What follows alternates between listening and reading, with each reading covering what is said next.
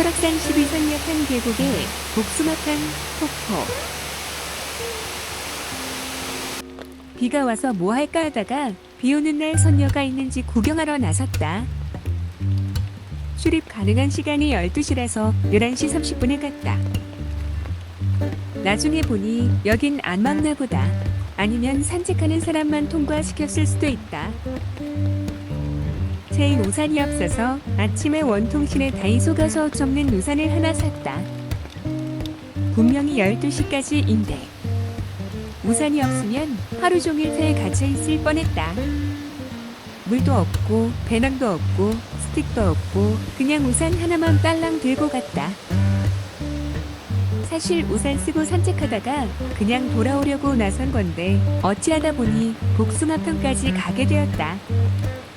보기에는 바닥이 미끄러워 보이지만 나무 뿌리만 밟지 않으면 미끄럽지 않다. 3단 접는 우산이다 보니 우산 크기가 작다. 처음에는 몰랐는데 나중에 보니 등이 젖어가고 있었다. 우산을 최대한 뒤쪽으로 해서 비가 오니까 또 다른 재미도 있다. 낙엽들이 바닥에 술을 놓고 있다. 지난번 등산에서 여기 어디쯤에서 사냥을 봤었는데 오늘은 당근 없을 것 같고 12명이나 되는 선녀들도 비가 오고 추워서 샤워하러 내려오지 않았을 거고 우산들 쓰고 제법 다녀오신다. 복숭아편까지 우산 쓰고 갈 만하냐고 여쭤보니 갈 만하다고 한다. 다른 두 분은 올라가다가 비가 너무 와서 포기하고 내려오신다는 분도 있었다.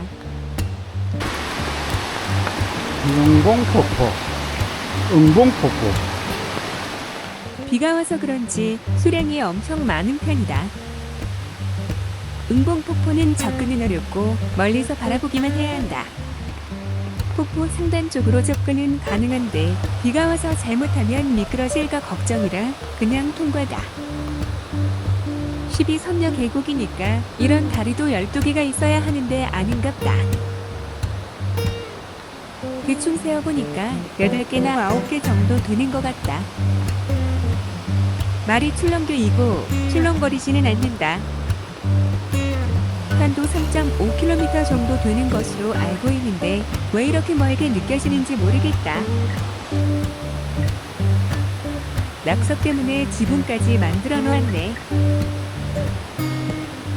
물소리가 시끄럽다. 졸졸졸 흐르는 물소리가 아니고 우르르 내려오는 소음 수준이다. 단체로 오신 등산객인가 보다. 저기 전망들을 전세를 내셨네.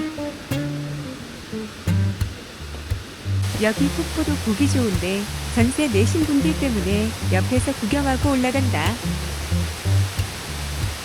여기가 대한민국동에서 내려오는 합숙장인가? 오래되어서 가물가물하다.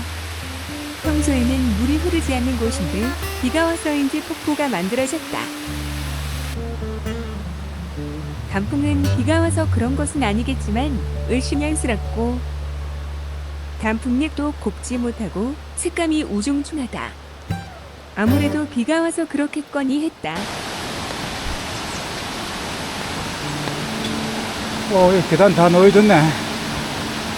도착인데 여기 철제 계단이 없었는데 새로 다 만들었다. 여기서부터 계단이 없을 때는 상당히 까칠하게 올라가야 하는 구간이다. 복숭아를 한번 보도록 하자. 지금까지 본 것 중에서 수량이 제일 많다. 7-8번은 봤나 보다. 저기 위쪽 상단에 올라서면 또 풍경이 좋은데 오늘은 여기까지이다. 신발도 살살 젖어가고 바지가랭이도 젖어간다.